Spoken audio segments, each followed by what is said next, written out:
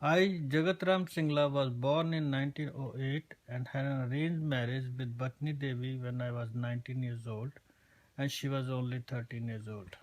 Arranged marriages were and are normal in India. My native village was Chugge Kala in Bathinda district of Punjab.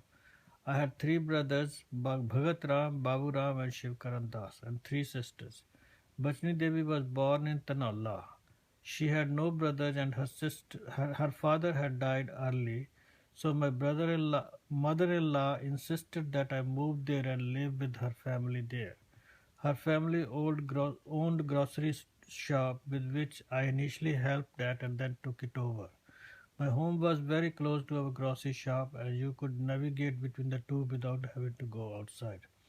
I was always worked very hard at everything I did. I always got along with everybody well.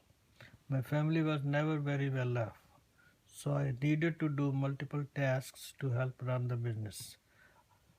Aside from the grocery shop, I used to work as a commission agent. I used to own farmland, lease this land to farmers to grow crops and to get shares of the profit. Then farmers would bring us their crops and we would help them sell the crops to the government and to the other buyers and make some commission. Some of the crops we dealt with mangoes, sugarcane, maize, and guava. Some of the tools we used were spades, shovels, rakes, and hoes. I was not very well educated, but then again, not many people really were. I had what you can consider an elementary school education and used to conduct our business in Lande, which is a variation of Punjabi, which itself is a variation of Hindi, the national language. I loved mathematics and working with numbers. I kept all my accounts myself. I still remember in 1955 when India changed from imperial system to the metric system, we always counted in annas and chawanis, which can be compared to pennies and quarters, and measured in sage and chitangs, which can be compared to grams and kilograms. With the introduction of the new system, people used the government conversion tables to help them convert everything. I found this very easy to do and I converted everything myself. We used to sell things on credit.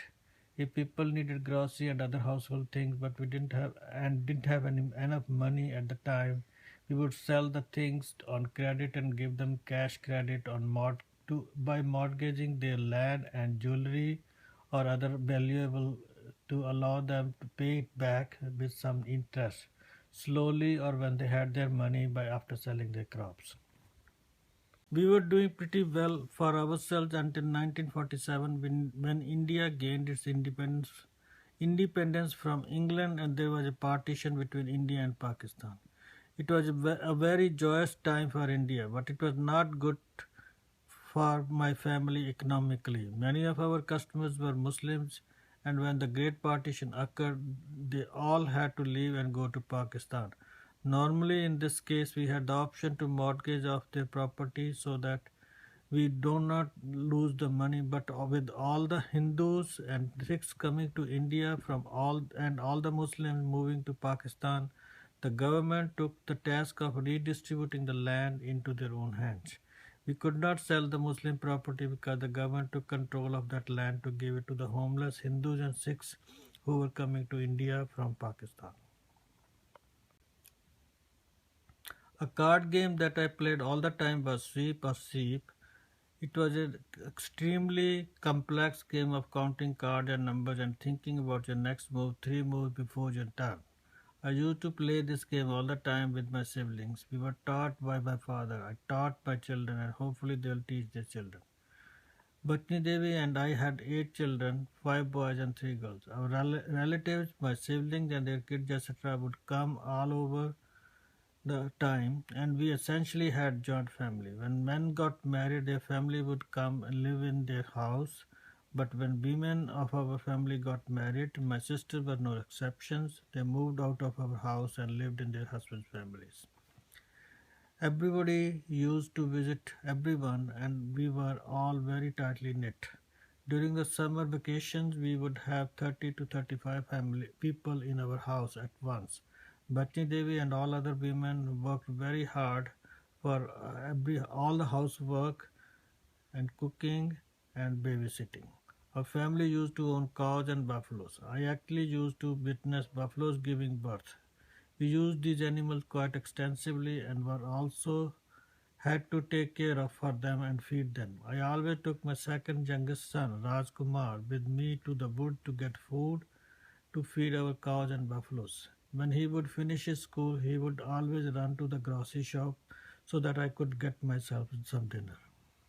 We did not have any electricity until about 1958. My children used to study by the candlelight or lanterns. I still remember the day electricity came to Tanola.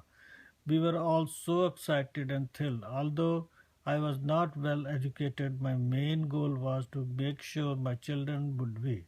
I made sure they understood that they had to help and support each other until everybody of my sons got education. Women were not expected to have much education. My oldest son, Sohanlal Singla, was one of the first four people from Tanola to graduate from college. He joined a government service, so because he had to go where the government needed him, he needed to leave Tanola. He ended up working at a government agency in Patiala and helped my second oldest son to gain admission in the college at Patiala. This was the trend. All my sons helped and supported each other and happily witnessed my sons all being educated. One of my proudest moments was in 1985 when I visited my second youngest son Raj Kumar in America. His wife Adarsh was having her second child, a daughter named Anjali. They had a 4-year-old son Rupesh Singla. Raj was an established dentist and he took me everywhere. He bought me a brand new suit. It was the first time I ever had worn an American clothing. It was also the first time I had ever had seen snow. I was fascinated with everything about America: the big cars, big houses, clean roads, humongous skyscrapers. I had never spoken English before, but living in America for 9 months allowed me to pick up a few words and take them back to India. I remained in good health until I was 89 years old, 2 years before I passed away in 1999, having lived a life of 91 years.